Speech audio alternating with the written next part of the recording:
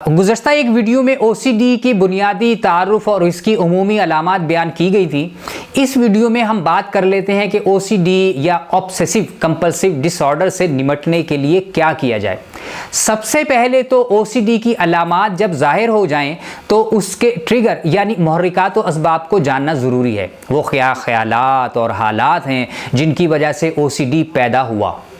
روزانہ کی بنیاد پر ان تجربات کا ریکارڈ محفوظ کیجئے کہ جن کی وجہ سے او سی ڈی کی کیفیت پیدا ہوتی ہے۔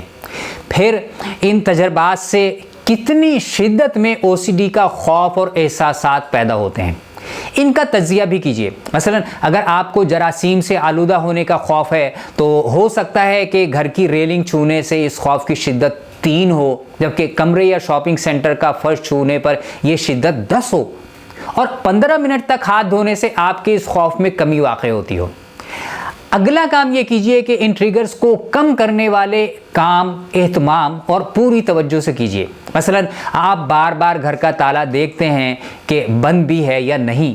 ایسی صورت میں آپ جب تالا لگائیں تو آپ کی توجہ کسی دوسرے کام پر بالکل نہ ہو، صرف اور صرف توجہ تالا لگانے پر ہو۔ چونکہ آج اسمارٹ فون سبھی کے پاس ہوتا ہے، لہٰذا آپ یہ بھی کر سکتے ہیں کہ تالا لگاتے ہوئے تالے کی ویڈیو بنا لیں۔ اس طرح آپ کو جب بھی یہ خیال آئے یہ ویڈیو دیکھ لیجئے تو آپ کو اطمینان ہو جائے گا۔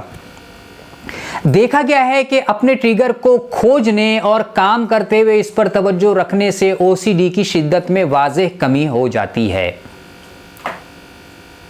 دوسرے، او سی ڈی پیدا کرنے والے خیالات کے مقابلے میں درست انداز سے مزاحمت پیدا کرنے کی کوشش کیجیے۔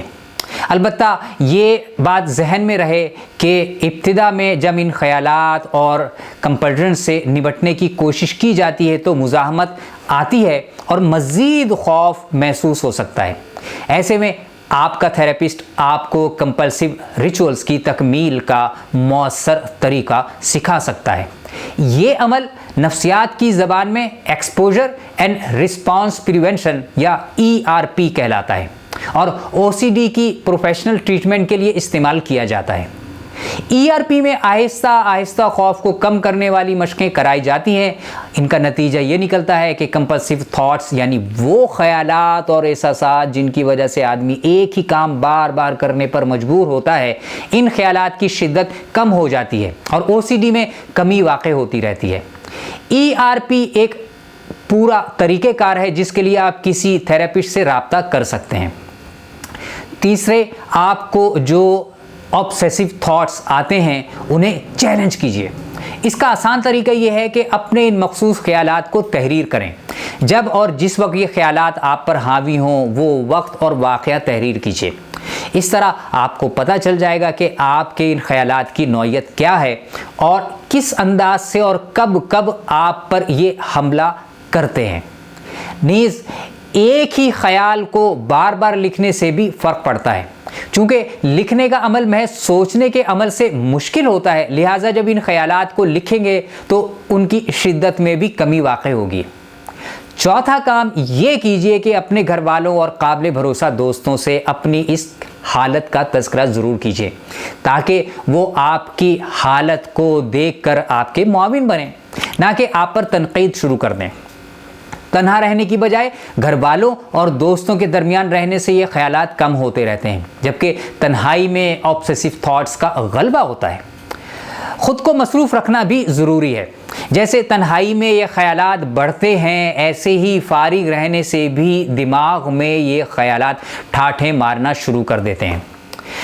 بعض لوگ کہتے ہیں کہ ہمارے پاس مصروفیت نہیں ہے۔ یہ جملہ بہت ہی بے تکا اور عجیب ہے۔ کام تو بہت ہیں، ورزش کیجئے، اپنی زندگی کے بارے میں لکھنا شروع کر دیجئے، اچھی کتابیں پڑھیے، بچوں کے ساتھ گپ شپ کیجئے، اور کچھ نہیں تو گھر کا کام کاج، باورچی خانے میں کھانا پکانا وغیرہ وغیرہ بہت سے کام ہیں جن میں آپ خود کو مصروف کر سکتے ہیں یا کر سکتی ہیں۔ مائنڈفلنس کی مشقیں روزانہ کیجئے۔ مائنڈفلنس کو او سی ڈی کی ٹریٹمنٹ کے لیے بہت ہی مجرب اور مؤثر مانا گیا ہے۔ آپ یہ مشقیں آن لائن بھی سیکھ سکتے ہیں، لیکن بہتر ہوگا کہ کسی ماہر اور مستند تھراپسٹ سے باقاعدہ او سی ڈی کے لیے یہ مشقیں کی جائیں۔ او سی ڈی کے لیے مائنڈفلنس کی مخصوص مشقیں سلیکٹڈ ایکسرسائزز کرائی جاتی ہیں۔ اس حوالے سے مزید کوئی سوال ہو تو نیچے کمنٹ میں لکھ کر ہمیں مطلع کیجیے۔